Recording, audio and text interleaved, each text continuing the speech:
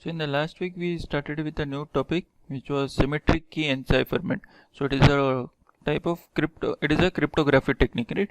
So what we had seen, so this example, this picture very nicely explains that I want to convert a plain text to ciphertext, right? So it is plain text that which we write usually, right, in normal form, right? But everyone should not be able to see this. So what we do, we use encryption. So when I use encryption on plain text, that is called as ciphertext. Okay, so how I encrypt it, I use it encryption algorithm, and I use a key, and it is a shared secret key.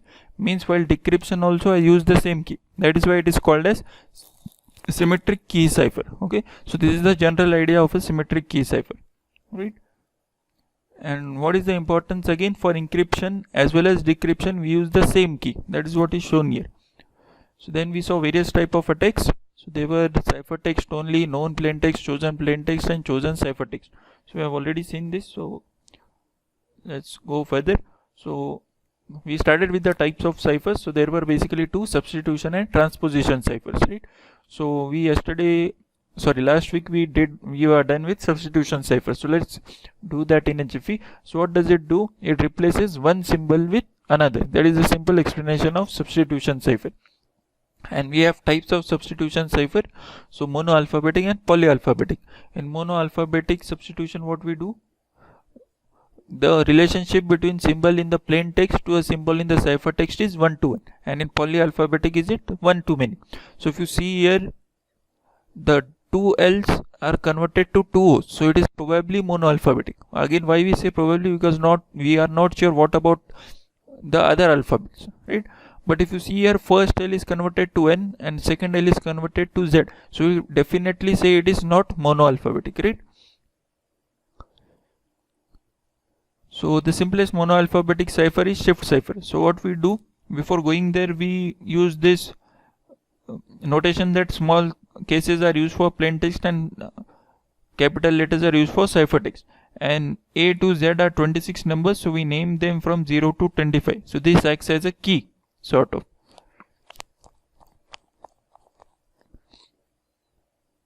So what we do in shift cipher, which is also called as additive cipher, so ciphertext is generated as P plus K mod 26. So this gives us what? Remainder is the answer, right?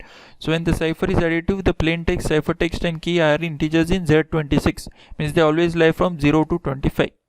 So this was a simple example using key 15. So H corresponds to 7, so 15 plus 7, that is what is given here, 50 plus K mod 26. So 22 mod 26, 26 zeros are 0, remainder is 22, so that is the answer. So 22 corresponds to W, so 22 corresponds to W, that is the ciphertext. Similarly, you can use it to decrypt, right?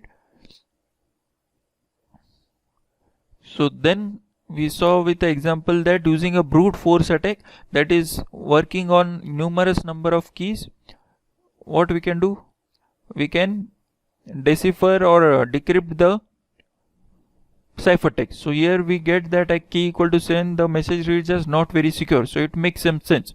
So this is the actual plain text. So without knowing the key, we have got the answer, okay, because the maximum keys can be 25 or 26, right? So frequency of characters in English, we saw that E is the most frequently occurring character as opposed to what is usually thought as E. Then we saw diagrams and trigrams also. So then multiplicative cipher as compared to additive cipher, it is what it is doing, multiplying. So that is the only difference, right? And then we have affine cipher. What it does, it is a combination of multiplicative and additive cipher.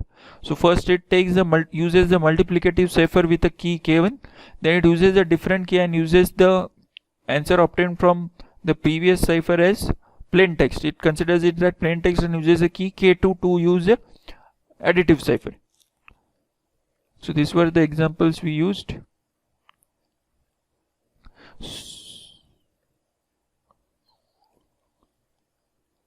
So then we went to polyalphabetic ciphers. So what are polyalphabetic ciphers? The relation is 1-to-many, right? So that is what you see here. We have plain text divided into parts. Ciphertext will also be in parts, because what it does, it takes one first thing as the individual key and then it uses the plain text as key, right? So different things are happening in the key, that's why it is polyalphabetic. So this was the simple way to encrypt attack keys today. So K1, the first key is given as 12. Then what we have done, we have taken the plain text numbers only. They are in the diagonal form if you see. And then we have taken mod of them, right? So then we saw Playfair ciphers. What we do, the key is in the form of a matrix, right? So there were various rules related to that, if they are in a same row, same column, and if they are in same row or column of the secret key, right? So we saw this last time.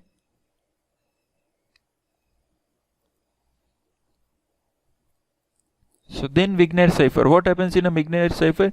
It is a sort of different cipher. What it does, it takes K1 to Km as the key and then repeats it again. So this is how we saw it with the example. Character keyword was given as Pascal. So she is listening. So we divided it into 1, 2, 3, 4, 5, 6 blocks, right?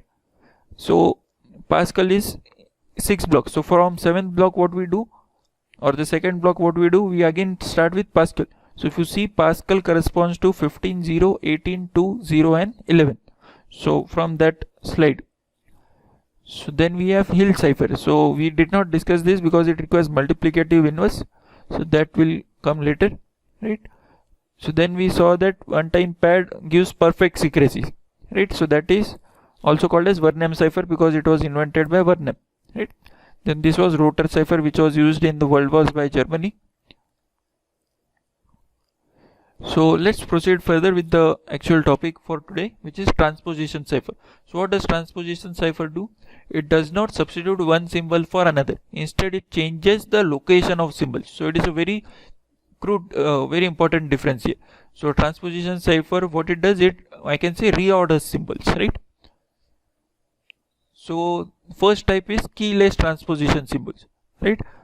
So usually if you go to previous days, there were simple transposition ciphers, so they did not use any key. So they had very simple techniques to prepare a cipher. So if I have a message as this, meet me at the park. If I have this message, what I do, I take the odd numbers and write the odd alphabets up, and then I write the even alphabets below it and with a spacing, with some offset. So what I do, then I take them in a diagonal fashion like this. Okay, so if you see, this is ME, this is the way I read it. Okay, but how I encrypt it, I take M, then I take E, then I again take M, then A, then T, E, and so on. Means I take the first row and then the second row. Okay, so this is what a rail fence cipher or a rail fence technique. Okay, so this is called as a rail fence technique. So next type of cipher is Alice and Bob can agree on the number of columns and use the second method in rail fence technique. So Alice writes the same plain text row by row in a table of 4 columns. So meet me at the park. So they have decided on 4 columns. Okay, so MEET. So we are done with 4 alphabets. So we take the next row. So we have 4 columns, right? So how does it create the ciphertext then? He takes the column wise. So MMTA. Then it goes here EEHR. So this is the way this cipher works. So then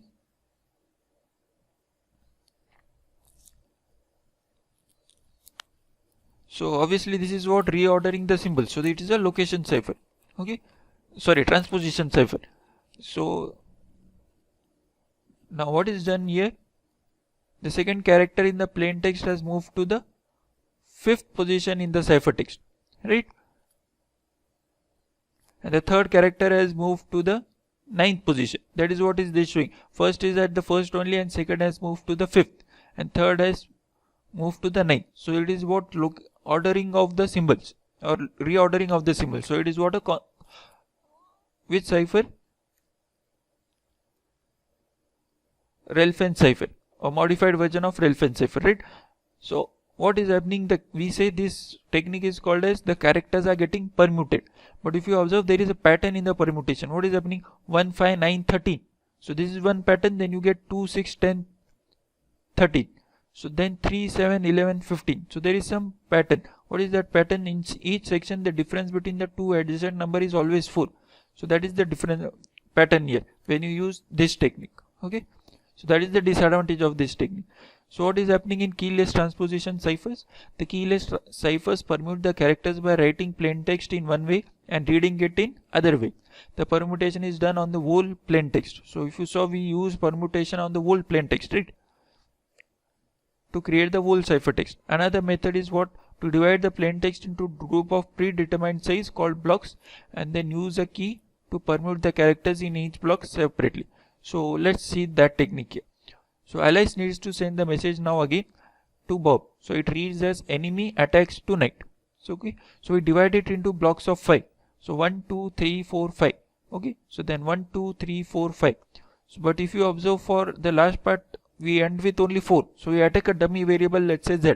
Okay, so then the key used for encryption and decryption is called, in this case, a permutation key. So the key used is 31452. Okay, so then we add the numbers 1, 2, 3, 4, 5 corresponding to this blocks. So these blocks are 1, 2, 3, 4, 5. So 3 goes to 1. Okay, so this E goes to the first one. Then what is happening? 1. Where will 1 go? It will go to the second position. So 1 is E, so it goes to the second position E. Then 4th goes to 3rd. So 4th goes to 3rd, so I'll write here M. Then 5th goes to 4, means why will I be at 4th position? Then 2 will go, N was remaining, so it will go to the last. Similarly you do here. 3 goes to 1, so T will come first. Then 1 goes to 2, so A will come after T, and so on. Right? So this is how it is encrypted. And what we will do for decryption? So we'll again say 1 for decryption, you will use upward way. So 1 goes to 3. So 1 will go to 3. So 1 goes to 3, you are getting E here, correct? So 2 will go to 1, so you are getting E to E again. Then 3 goes to 4, so M goes to 4th. So you see we are getting the original plain text again. So this is another way to encrypt. So again, these are keyless ciphers, right? So these were keyless ciphers, and now we are using this key. So this is what a keyed cipher. So then we are combining the two approaches. So what this example tells us, I have a plain text again, enemy attacks tonight, and since it is not a multiple of 5, I add Z. So I write enemy attacks tonight in the column format. Then what I do, I take this column, I shift it here depending on this key. So 3 goes to 1, so 3 goes to 1. Then 1 goes to 2, so 1 has come to 2. Okay, so then what I do, I take columns and read them. Okay, so ETTH, then EAKT, so ETTH, EAKI, sorry. So they read column by column, right? So write row by row and read column by column. So this ciphertext is transmitted through an insecure channel, right?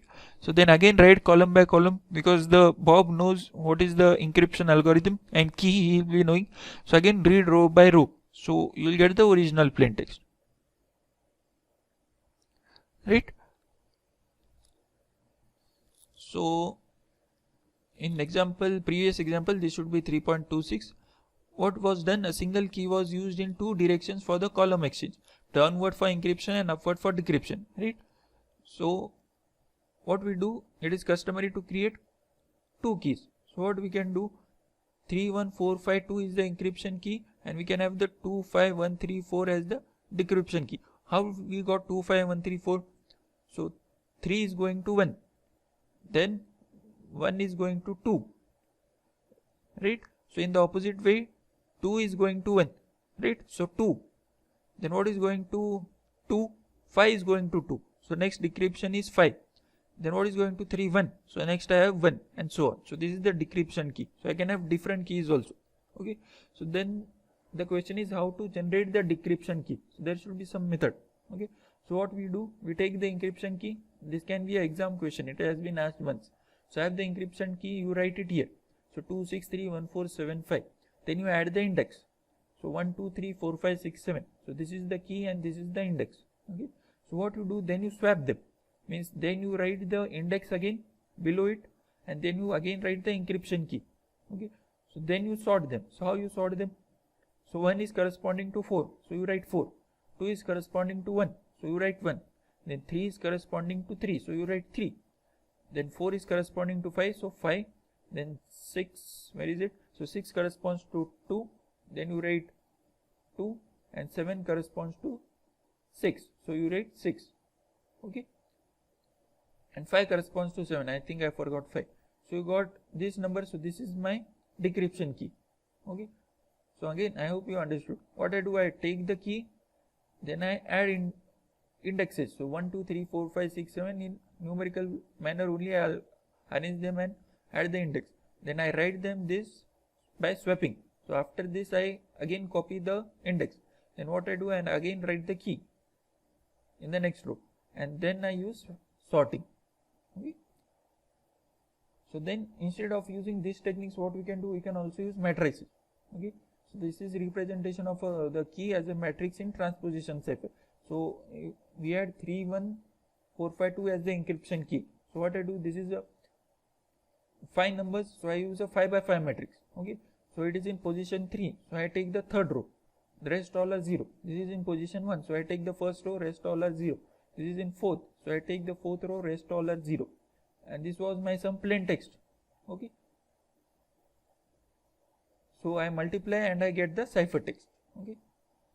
So this is what is shown here, okay? So then I can have, using 2 transposition ciphers, I can create something called as double transposition cipher. So what is it? It is nothing but this process done 2 times. So if you observe, I have taken the plain text, write row by row, permute columns, read column by column, right. So that is what was done here. Write row by row. Here the columns are changed, right. That's why it is called as permute columns. That is reordering. So that's why it is called as transposition cipher. So I take the cipher text, but since I am again doing it, it is called as middle text. So again I do the same procedure, and then I get the cipher text. So again I use the reverse procedure to get the original plain text, okay. So then, so this is about what? Transposition ciphers. So then we have next part as stream and block ciphers, okay. So symmetric ciphers are divided into 2 parts, stream and block ciphers, okay. So let's see what are stream ciphers. So we call the plain text as P, ciphertext C, and key stream as K. So plain text is divided into various parts, P1, P2, P3. So accordingly we'll get ciphertext also into various parts as C1, C2, C3, and then key has various parts as K1, K2, K3, okay. So how will you get C1? You encrypt P1 with a key K1, then encrypt P2 with a key K2, right. So you have got a key stream, right. So that's what is called as key stream K. So that's why they are called as stream ciphers, okay. So K is what? K1, K2, K3, K4, K5. So I want to encrypt the plain text plain, okay. So what I do, I encrypt A, for example. Let's say I have already encrypted P and L as S and O. So I am encrypting A now. So I am encrypting A with the third key. So E of A with K3. So it is D somehow, assume. So I will get SOD. Okay, so that is what this process is telling us. So these are called as what? Stream ciphers. So what are the examples of stream ciphers? So additive cipher is an example. Why is it an example? Let's go to that slide again. I think it was the first cipher we studied, right? So it will be at the extreme start. Okay, so we are there. So what we do here, plain text we have, and we always add a number K, right?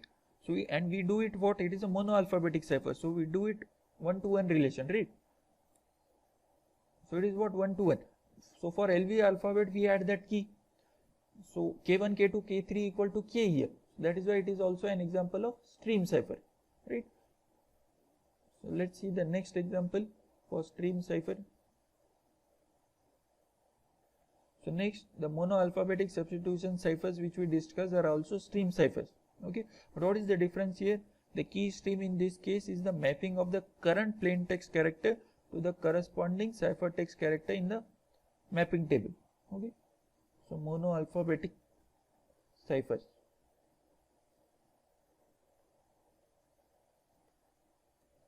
Oh, mono-alphabet. Oh, we went further.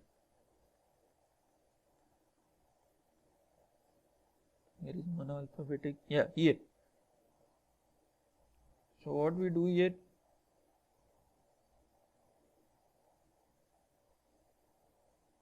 it is one to many relation, right?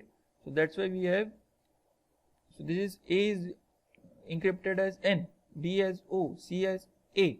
So everything are encrypted differently. So there are different keys, right? So that's why it is a stream cipher.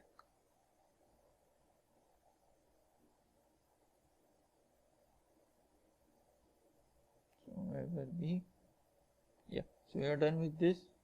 So then Wigner ciphers are also stream ciphers.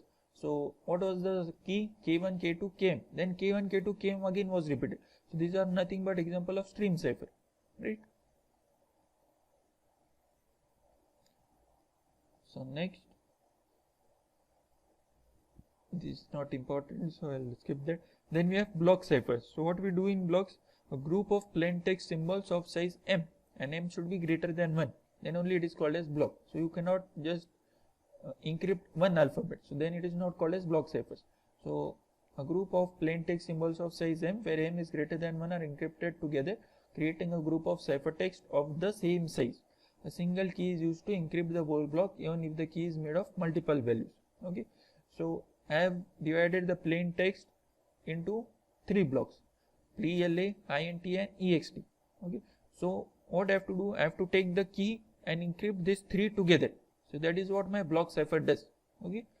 So I'll get corresponding ciphertext.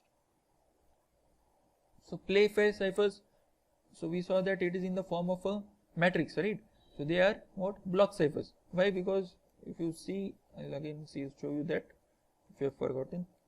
So Playfair cipher. Yeah.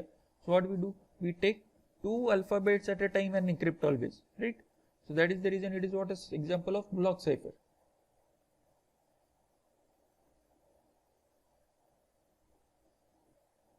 Right.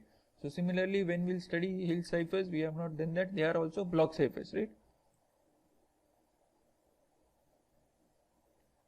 So that is it for today. So this is not important for us.